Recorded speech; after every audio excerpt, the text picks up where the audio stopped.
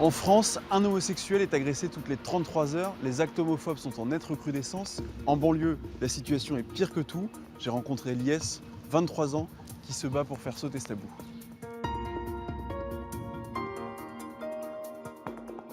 Salut Lies. Salut. Merci de nous recevoir. Dans un reportage de France 2, on te voit te faire agresser, te faire rouer de coups, te faire insulter. Hey, tu me touches pas! Tu me touches pas! Tu me touches pas! Tu me touches pas! Là, je me suis dit, non, c'est bon. Ça a été vraiment le déclic pour que je fuis Gennevilliers. Tu te faisais agresser combien de fois quand tu étais à Gennevilliers? C'était au minimum 3 à 4 agressions par semaine. Beaucoup de menaces, beaucoup me disent tu nous fais honte. Qui nous? Par exemple, des personnes qui sont maghrébines, qui me disent ce que tu fais c'est haram, on va te tuer. Je recevais des bouteilles de bière, des crachats à la figure, des jeunes qui me suivaient avec une arme factice. J'ai par exemple une vidéo où c'était quand je rentrais chez moi. Il y avait un jeune en fait qui me suivait. Il se rapproche de moi et là. Tu m'as dit quoi? Espèce de gay. Quoi? C'est tout, tu m'as dit que ça? Ouais, espèce de gay. Et pourquoi tu me dis ça? Et t'as pas honte d'être gay? Non, j'ai pas honte. Non. Non. T'as déposé plainte combien de fois? Alors j'ai déposé une quinzaine de plaintes environ. Et on me disait pourquoi tu déposes plainte tout le temps? Tu vois bien que tes plaintes sont tout le temps classées sans suite, ça sert à rien. J'ai été très mal accueilli. Même une fois, j'ai pleuré au commissariat parce qu'ils ont refusé de prendre ma plainte. On m'a même déjà dit pourquoi t'es passé par là? Est-ce que c'est pas toi qui provoque? Les jeunes de mon quartier, ils veulent pas que je passe sur leur territoire entre guillemets. Mais au bout d'un moment, voilà, je me suis dit non, ça ne peut pas se passer comme ça. On est en France, je suis dans mon droit. C'est pas à moi de baisser la tête, c'est pas à moi d'avoir peur parce que je suis homosexuel. Il y a plein d'homosexuels qui, eux, se cachent, voilà, n'ont pas fait leur coming out auprès de leur famille, de leur entourage. Comment ta famille a réagi? Très mal. Ma famille est de confession musulmane, je suis d'origine maghrébine, donc on me disait souvent tu vas aller en enfer. Ma famille qui m'a ramené un exorcisme pour que ce mal soit retiré de mon corps. Ma mère qui me disait j'aurais jamais gardé un enfant comme ça. Il faut savoir que les mots, ça reste. Pour continuer à en parler, j'accueille Lies Alouane.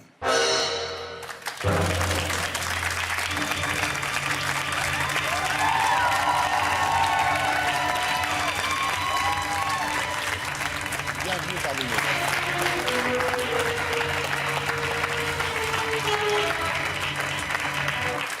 nous. Lies Alouane, bonsoir. Bonsoir à vous. Bonsoir Merci à d'être avec nous. C'est l'heure du témoin de la semaine.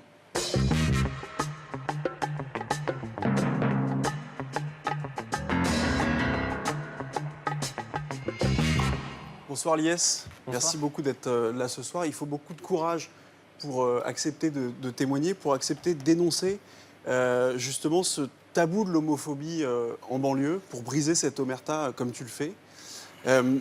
Ce combat que tu mènes dépasse ton propre cas personnel parce qu'il y a des milliers de jeunes comme toi qui souffrent de cela dans ces quartiers-là, en banlieue. Pourtant, tu es l'un des seuls à témoigner à visage découvert. Pourquoi est-ce que c'est si difficile que ça? C'est difficile parce que d'une part, il y a la famille qu'on ne veut pas perdre, parce que clairement, les conséquences sont lourdes au niveau familial, au niveau de, voilà, des amis. Beaucoup vont par la suite tourner le dos à la personne qui a fait son coming out. Voilà, c'est dramatique et moi, je refuse de me calfeutrer. Pour moi, je suis dans mon droit. Voilà, comme je l'ai dit dans le reportage, nous sommes en France. Il y a une loi, je respecte la loi. Donc, c'est pas à moi d'avoir honte, c'est pas à moi de baisser la tête, c'est plutôt aux homophobes Et tu as raison. de baisser la tête et d'avoir honte. Et ça, c'est... Et tu as raison. Justement, cette semaine, la procureure de Nanterre a classé sans suite une de tes plaintes. Et c'est malheureusement, tu le dis dans le sujet, c'est pas la première plainte qui est classée sans suite. Tu as d'ailleurs pris l'habitude de toujours avoir un téléphone portable à la main quand tu es dans la rue, au cas où tu sois agressé pour pouvoir filmer ça. Malgré ça, la justice continue à être, semble-t-il, totalement inefficace pour punir tout ça. Tout à fait. Comment tu l'expliques? Alors, quand mon quotidien, mon calvaire, mon oppression a commencé, donc 3 à 4 agressions par semaine, j'ai déposé plainte, mes plaintes étaient classées sans suite les unes après les autres.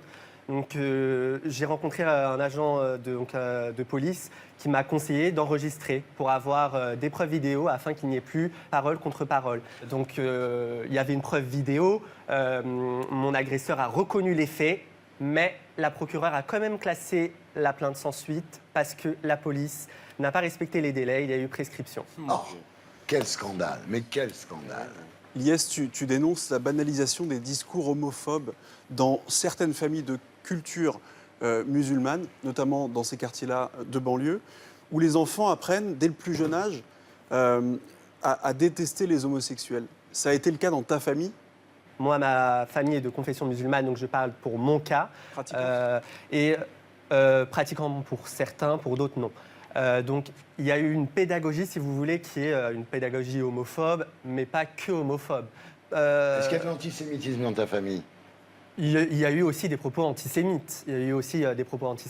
Moi, je parle aujourd'hui de mes propos, pour moi, mes propos pour ma cause, mais même si ces deux causes se rejoignent, on voit qu'après la vague d'agressions LGBT-phobes, il y a aussi une vague totalement absurde d'actes antisémites. Et moi, dans ma famille et dans beaucoup d'autres familles que j'ai pu côtoyer, j'ai vu qu'il y avait un discours homophobe, un discours de plusieurs années dans toute l'enfance. Et ce n'est pas les 1 heure de pédagogie scolaire qui vont suffire, quoi. Quand on sait que pendant des mois et des mois, on entend des choses horribles sur nous-mêmes. Donc en fait, notre famille nous apprend à se détester nous-mêmes. En fait, on s'aime pas, on s'autodétruit. Et malheureusement, pour l'instant, les pouvoirs publics, ça bouge pas assez. Et c'est pour ça que je milite et que je continuerai à militer jusqu'au bout. Partout, même dans ma ville en l'occurrence, et que je continuerai de prendre des initiatives parce que tous les territoires doivent être libres. Oui, je veux juste te dire que le problème se pose en banlieue, mais dans la province profonde. C'est terrible ce qui se passe en ce moment et ce qu'on laisse faire. Mais partout. Partout. L'homophobie, c'est un Et moi, problème j'ai de encore toute la beaucoup de France. C'est un vrai chance. mal. Je voudrais juste quand même mettre un petit bémol qu'on ne pense pas que c'est la culture musulmane qui enseigne l'homophobie et l'antisémitisme. C'est important de le dire parce que mes parents j'ai été éduquée dans une famille musulmane.